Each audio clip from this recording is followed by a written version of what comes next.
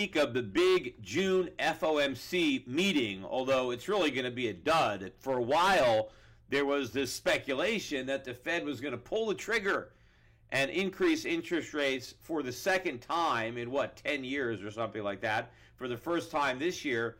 But pretty much, I don't know if anybody expects the Fed is going to raise rates on Wednesday. It's a 2-day meeting.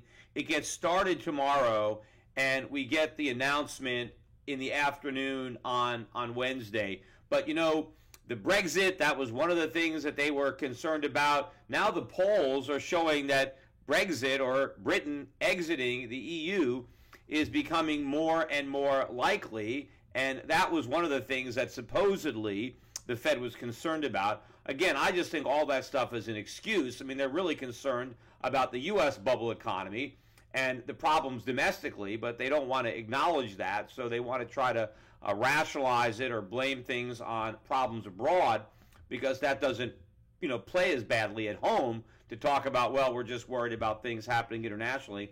But that vote is looking like it may go the wrong way as far as the powers that be are concerned. I've already mentioned on this podcast that if I were in Britain, I would vote to go. And again, it's not because I am anti-free trade. I'm for free trade. It's just that the EU is no longer about free trade. Yes, that was the pretense that got it started, and it might have been a good idea, but for the fact that no idea that involves more government can ever be good. Because the problem with government is that it grows and grows and grows. It's like the camel getting its nose under the tent. You can't let that nose in, because then the entire camel is going to be in there. And that's what's happening in the EU, and the British are finally saying, we had enough with it. It's too bad the British don't have enough with their own big government, but I guess they don't mind big government imposed from Britain. They just don't want it imposed from Brussels. But whatever benefits member nations got in the beginning from freer trade, they've already lost from regulations and taxation and micromanagement coming out of the EU. And as I said in my podcast before, the only reason that there was a need for an EU was because governments imposed too much tariffs and too much regulation. And theoretically, the solution was, well, let's have some other government entity that will try to circumvent all these other governments. And they made the deal with the devil, and it didn't work out. But, the same thing is true in the United States. The states, the original American colonies, we all made a deal. We came together, we abandoned the Articles of Confederation, we went for a less weak central government, and we passed the Constitution of the United States, and we made a bargain there. But the problem is the federal government is not abiding by the constitutional restraints on its powers. The federal government is not acting the way the framers envisioned. It has usurped power that was not granted to it in the Constitution. And so the federal government is no longer a benefit to the United States, just like the EU is no longer a benefit to Europe. The difference is the EU disintegrated a lot quicker. The U.S. government lasted for a much longer period of time as being, I think, a positive factor for the colonies. But the EU quickly degenerated. But I would say this, if there was a petition on the ballot of just about any state in the Union. No, forget that, any state. I think any state in the Union would be better off seceding from the Union. So if you could have a vote, if American states could have a vote, and we could vote, do you want to leave the Union? Do you want to leave the United States and become your own country? I think every state would be better off leaving. But the problem is, of course, we know what happens when you try to leave, right? We had the Civil War. Right, so the government doesn't let us leave. Now, fortunately, if the British vote to leave the EU can't send troops to Britain and declare war, like happened in 1861. But I think that American states would be better off leaving the United States because they would be free from all the regulation and taxation emanating from Washington. Yes, they would still have to live with all the regulation and taxation emanating from their own state capitals or from their own towns, municipalities. But every time you can remove a layer of government, you restore more freedom. You restore more prosperity. So I wish the British luck with their revolution. we were able to break free of Great Britain, several hundred years ago, and maybe they'll be able to break free of the EU. But my point is that's another cloud on this horizon that probably means that even if the Fed was going to raise rates on Wednesday, that's another reason not to do it. Of course, a more important reason is look at the stock markets again. Once again, on the decline. I think the NASDAQ is down a little over 2% the last 2 days. The Dow Jones, I think, is down about 1.5%. It was down a little over 130 points today. Meanwhile, gold continues to rise. I think in the last 2 days, it was up about 15 bucks. Nothing huge, but it is making some progress moving back up towards the 1,300 levels, up about 10 bucks today of that $15. We closed around 1284. I don't know if the terrorist events of the weekend over in Orlando had anything to do with the weakness of the market today. Probably not. But psychologically, certainly events like that, probably take some type of a toll, and it may take a toll later on in some of these consumer confidence numbers, which, by the way, are already on the decline.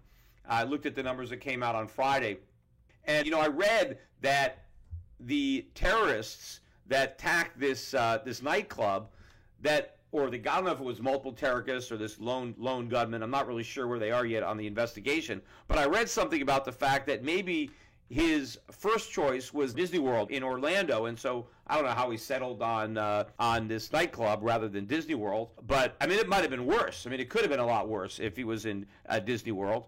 And certainly the idea that maybe the terrorist might have gone to Disney World, that could be enough to get people to think maybe I shouldn't go, even though those fears are kind of irrational because the odds of actually getting shot by a terrorist are pretty slim, even though 50 people unfortunately lost their lives to a terrorist attack. Probably more than that lost their lives in car accidents. I don't know about the same day or how many. I forget how many people die in car accidents, but clearly we lose a lot of people. Most of those deaths involve alcohol. But I mean, that's statistically there's not a very big chance of it. But of course, the media plays this up. And so psychologically, when consumer confidence is already down, so the Fed worries about this stuff. They worry about confidence. They worry about the markets, because if the markets are rolling over, I mean, look at the financials. I mean, the European banks, most of these banks now are at not only new 52-week lows, they are the lowest they've been as far as my charts go back. And I mean, I think they're about, 10-year charts. I'm just looking on my screen, but they're lower than they were at the 2009 post-Lehman financial crisis lows. I mean, that's a huge decline on these European banks. And, they've got negative interest rates over there. This is another example, again, of what happens when you get into bed with the devil being the government, because all the financials are in bed with the government. Of course, the government bails them all out, and so they all love the government, right, if you're a bank, because the government got your back. But you know what? This is what happens to you. And the U.S. financials, they haven't gone down to the Lehman lows yet, or the 09 lows. But, if the European banks are there, how far can the U.S. banks be behind? I mean, this is one of the reasons that I do not own any financials. And the financials were very strong in the last couple of years. In 2014 and 2015, the financials were very strong. And that hurt my performance because we didn't own any financials. But now, one of the reasons that the performance is so much better is because we don't own these financials and they're getting killed. What I own instead of financials are gold stocks.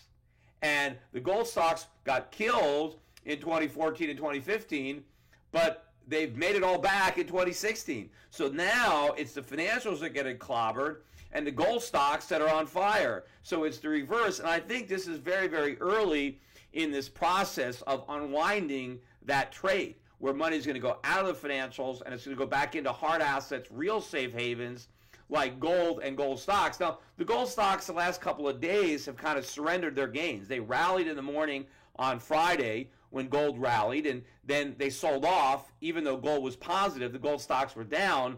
It was a mixed bag again today. All the gold stocks ran up right on the open with the price of gold, and even though gold closed close to the highs of the day, Most of the gold stocks, barely crept back. The GDX was down slightly. Some stocks managed to close positive on the day, but you're getting some profit taking in the gold mining sector. Where there isn't any profit taking is in Bitcoin. I mean, Bitcoin has taken off. I've been a critic of Bitcoin as far as the longevity, what I think ultimately is going to happen to Bitcoin. But in the short run, this thing has spiked up. It's over $700. Bitcoin was just about $400, a month ago? So we've had this huge run in Bitcoin. Most of it is coming out of China. Huge Chinese demand. Obviously, Chinese trying to utilize the Bitcoin platform to maybe get around some exchange controls. People are worried about a Chinese devaluation. Now, I think that the Chinese currency is headed much higher. See, I think everybody who's shorting the Chinese yuan is going to get burned. I think that's one of these no-brainer trades that is going to backfire on the people who think it's a no-brainer. And there's some smart money that's been shorting yuan. And again, I'm betting that they're wrong. I think it's the dollar that's going to crack and that the yuan is going to go up. And I think when that happens, that could be the pin that pricks this new Bitcoin bubble. Because I think what's going on, this parabolic move up, is not going to end well. So if I did own a bunch of Bitcoin, I would be selling into this rally. I mean, if you like it, you could always buy it back. I mean, nothing goes straight up in a straight line, and this looks like it's, this rally looks like it's going to go down. Now, does that mean that this is the absolute high? No. I mean, I think there's a lot of resistance. I mean, we spiked up above 1,000 back in January of 2014, and then after that, I think we sold off even below 300. So that was a pretty big decline. So there's going to be a lot of resistance as we move up. I mean, 750, 800, 900, 1,000. I mean, there's obviously going to be a lot of selling up there. I have no idea if it'll make it all the way up there. But if I was an owner, I would be looking to get out. I wouldn't try to be jumping on board on it now for a short term. And it looked like when it broke out of about 400 or 500 that it could have a pop. Just technically, forgetting about what Bitcoin is, just looking at a chart of the digital currency or cryptocurrency, and just looking at it as anything else, just a chart that, yeah, it's a breakout of the chart, so there'd probably be some momentum. But other than that, I think that it's a little late to be speculating in it. But the question is, why is it moving? And again, all of this is indicative of a concern, of a fear, of a flight. Something is wrong in the market. So financials are getting killed.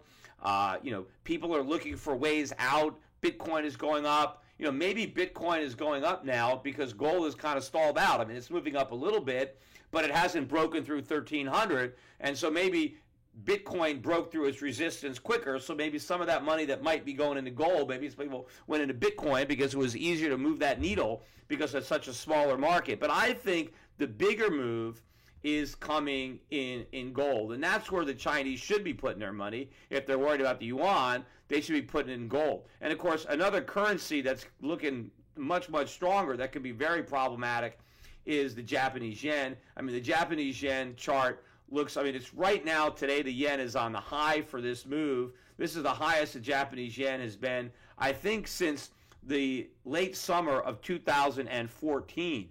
And as the Japanese yen goes up, this is going to be very, very problematic. I mean, this is a big carry trade, meaning a lot of the traders are financing their speculative bets by borrowing in yen.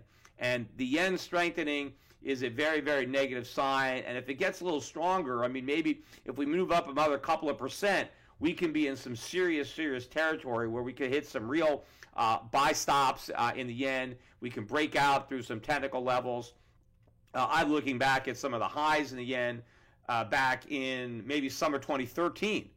And we take those highs out, and there's really not much resistance until you go all the way back up to the highs from early 2012. And that would be a huge move up in the yen.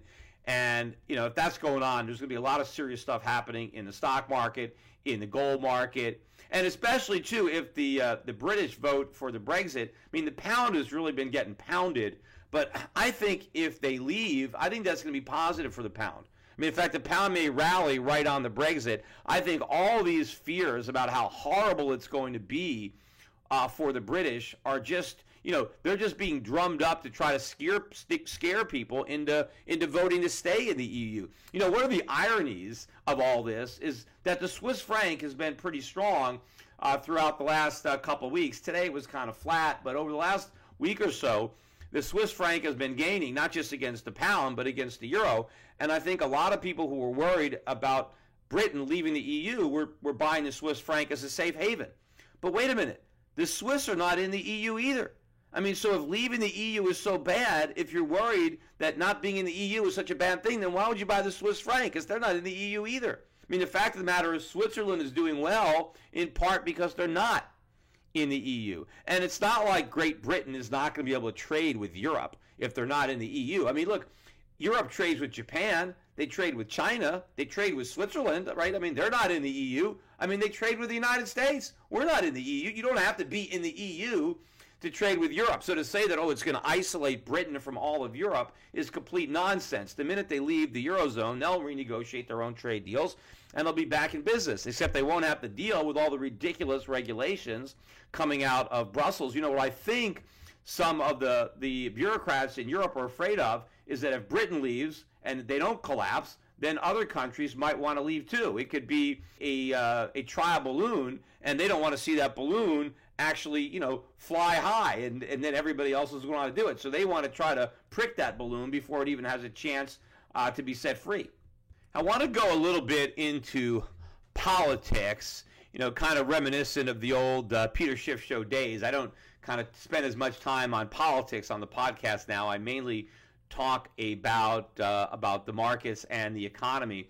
But I wanted to talk about the new controversy surrounding Donald Trump and his supposedly racist comments about the Mexican-American judge who is presiding over the lawsuit regarding a Trump University, and some of the comments he made with respect to his belief that that judge is biased against him. And he's basing his belief that the judge is biased based on a lot of rulings that, from his perspective and from the perspective of lawyers that he's talked to, the rulings don't make sense. The rulings are no good, and maybe they reflect some type of bias on the part of the judge. And, nobody really talks about how bad the federal judiciary is, but they're horrible.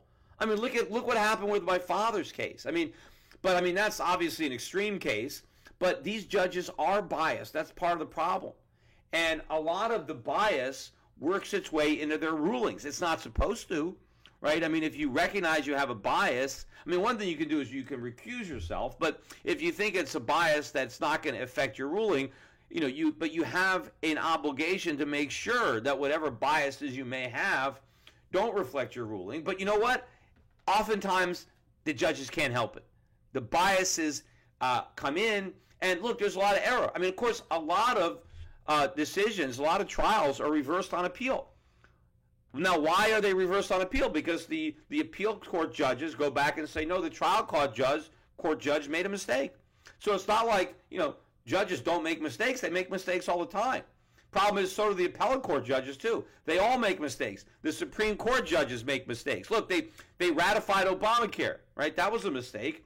They put their own biases in there. Clearly, it was unconstitutional, but they wanted it to pass because of their liberal point of view.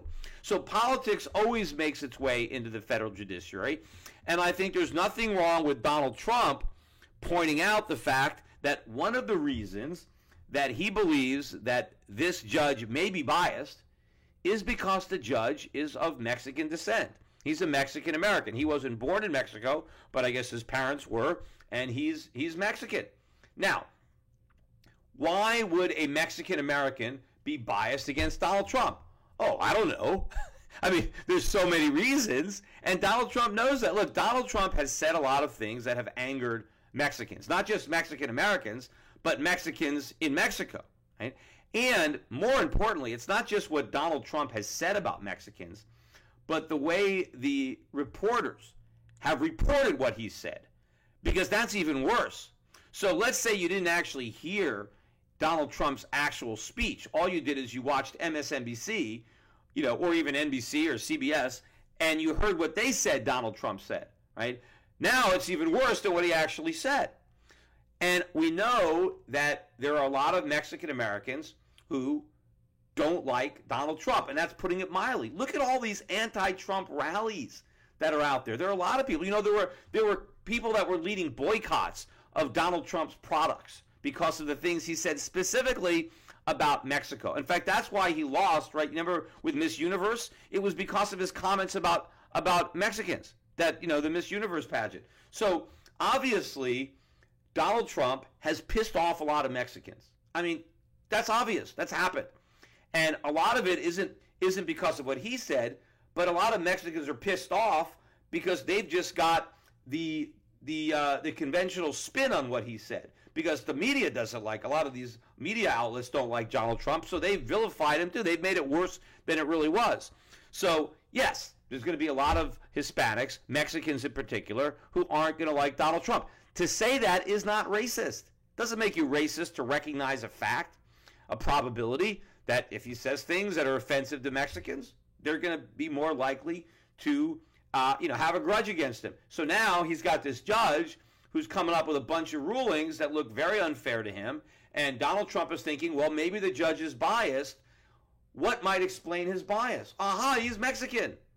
Maybe that's it, right? And there is nothing racist about that. I mean, listen to his comment. Listen to the way he talks about how hostile the judge has been. He mentions, look, I'm very, very strong on the border, right?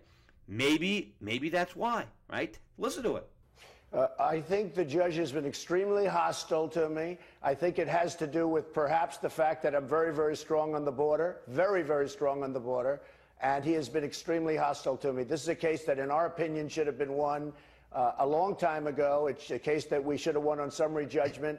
We win nothing with this. This is we have a very hostile judge. Now, he is Hispanic, I believe, and he is a very hostile judge to me, and I've said it loud and clear. Does that sound racist to you? Also, he talks about all the Trump haters, right? That there are a lot of people that hate Donald Trump, and a lot of those people happen to be Mexican. Now, this guy, this judge in this case, he's a human being. He can't help some of his feelings. He obviously knows who Donald Trump is. I mean, his name recognition is like 100% right now. And he obviously watches the news. He's heard these reports. Maybe he doesn't even realize that some of those news reports are distorting the things that he actually said to portray him deliberately in a way that would antagonize Mexican Americans. I mean, obviously the left is trying to create this idea that he's a racist, that he's this really bad person, and that he, to try to, gather momentum against him or try to rally support for Hillary Clinton. We got to stop this monster, this racist Donald Trump. So if the media is portraying him as a racist, particularly where his racism is against Mexicans, and here you have a Mexican judge sitting on the bench, how can this judge not have a bias? And how difficult would it be, or rather how easy would it be for that bias to affect his rulings? And, even the Republicans are abandoning him.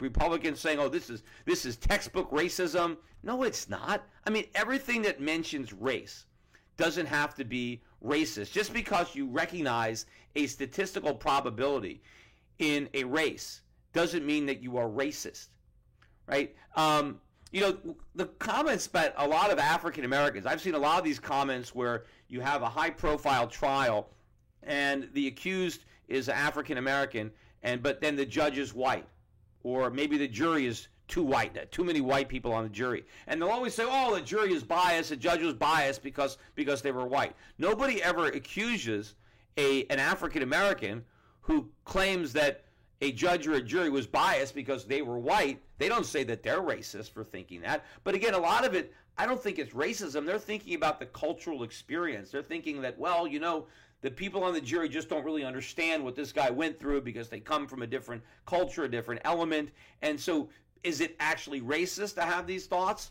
I mean, it's probably more so than what Donald Trump is saying. In fact, he goes out of his way to say, look, I have no problem with it being Mexican. They're great people. I'm sure he's proud of his heritage. But the problem is I've antagonized a lot of Mexicans. And, there's a good chance that this guy's got it in for me, which is probably true.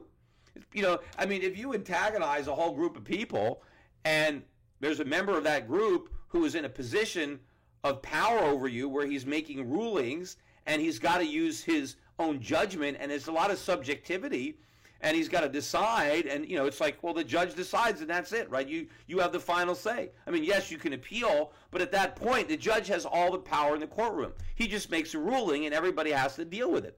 And clearly, if in the back of his mind, or maybe even more forward in his mind, he's a little bit biased against the guy that he believes to be a racist and very antagonistic to Mexicans, it doesn't seem a big stretch to think that the balance is going to tip in favor of the other party.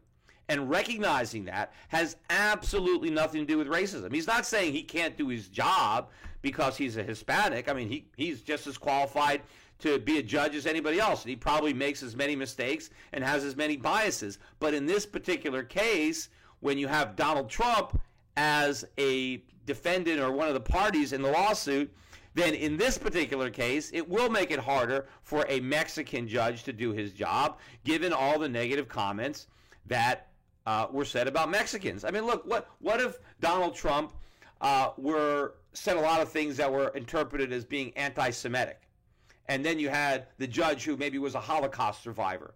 I mean, if I had antagonized a lot of Jews, rightly or wrongly, would I want the judge to be Jewish in my case? I don't think so, right? Or, what if I had said a lot of things that were directed towards blacks? What if I was in the Ku Klux Klan? Would I want a black judge? If I was a Klan? Of course not. Not that I'm saying that Donald Trump is as bad as somebody from the Ku Klux Klan, but obviously people are going to be biased. And recognizing that people might have biases, and the biases may be a function of their religion or their ethnicity. What if the judge was a homosexual, and I'm a known homophobe? I probably don't want a homosexual judge. But again, the homophobe probably is prejudiced against homosexuals. But maybe that's not the greatest example. But the point is, you can recognize, even like probability, right? I forget the percentage of young black men who have been in jail or have been incarcerated. It's a huge percentage. It's something like, 25% of black men have been in jail, right? I mean, it's a huge number, and it's almost all drug related. I mean, that's the problem. But there was, 100, or let's say, let's say there was 100 young black men in a room, and then there was another room, there was 100 white women, and someone said, well, guess of these random 100 people that we grab, which of these groups has a higher number of people who do you think went to jail, who have been in jail, right?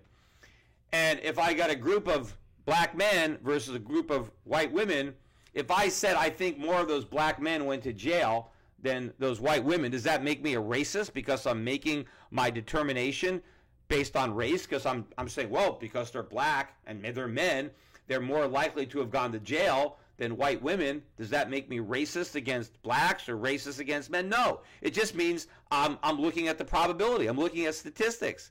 Young black men are very, very likely, or much more likely, rather, to have been imprisoned than white women, or black women for that matter, or white men. I mean, that's just the reality, or Asian men.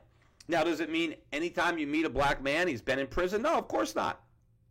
But if you had a group of them, obviously, statistically speaking, there's a better chance that they've been in prison. And so that's the same thing that Donald Trump is doing. He's just saying, well, yes, is it 100% for sure? Is he sure that this judge is biased against him because of the fact that he's Mexican and he has said things that have been interpreted as being anti-Mexican? No, Donald Trump isn't saying he knows for sure. He's just saying maybe that's it.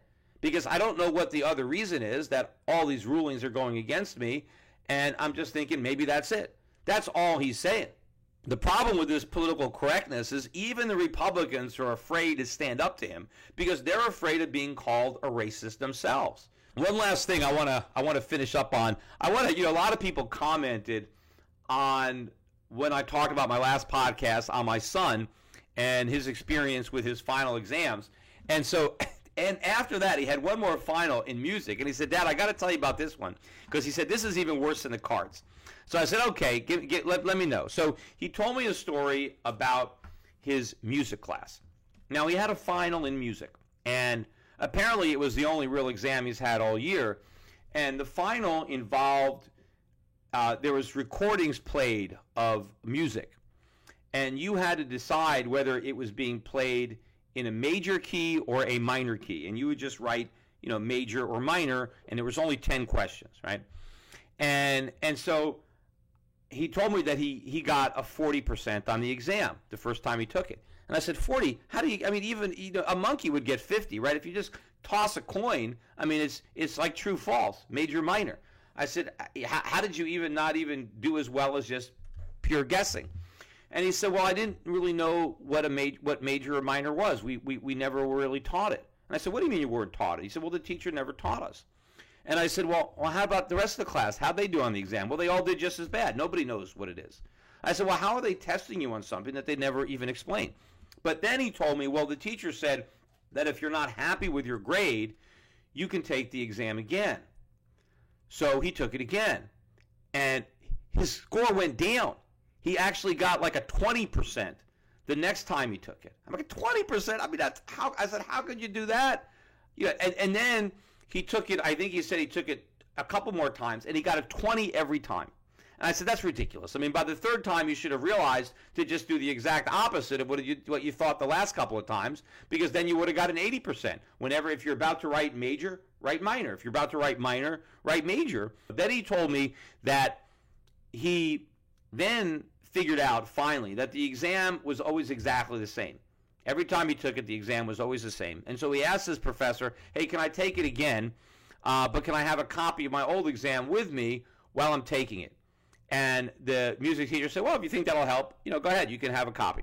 So he took it again for the last time, and he got 100%, and so now he got an A in music. And he told me that he was getting like a C, but now that he got an A on his final, he aced the whole class, and so he ended up getting an A for his report card. But I asked him at the time, I said, so you got 100%, you got an A on your music final. I said, do you have any idea what the difference is between a major or a minor? And he says, no, I don't.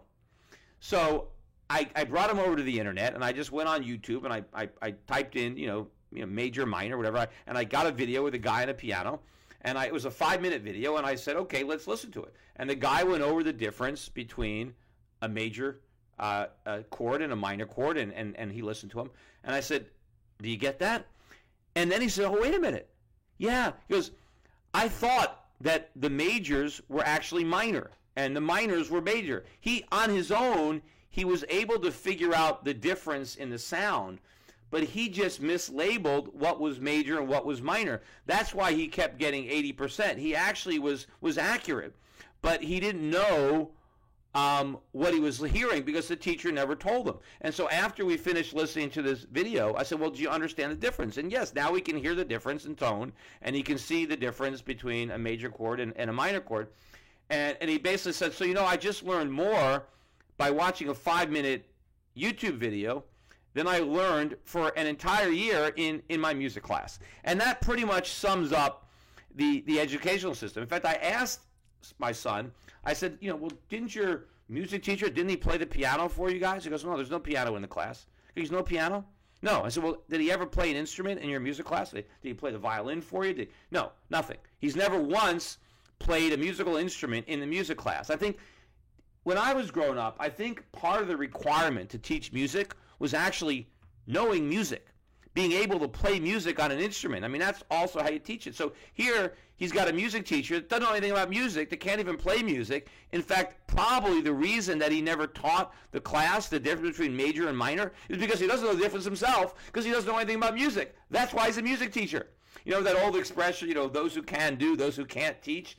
Well, apparently, those who can't teach get assigned to my son's school, although maybe that was Woody Allen's line. Oh, no, those who can't teach Jim, and then those who can't teach Jim go to my son's school and teach music. But, of course, the problem is you get these teachers, and they're a member of the labor union, and they don't have to know anything, they don't have to do anything. And, of course, I'm not bad-mouthing the whole profession. There are good teachers out there.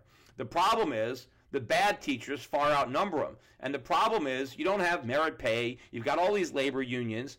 And the teachers that do well don't really get rewarded for excelling. And the teachers that do poorly don't get punished. And that is socialism in a nutshell. And that is why all you Bernie Sanders supporters who are feeling the burn, that's why socialism does not work. Today's financial advisors behave like pro wrestling TV commentators. They scream that the recovery is strong, debt is manageable, inflation is low, and that the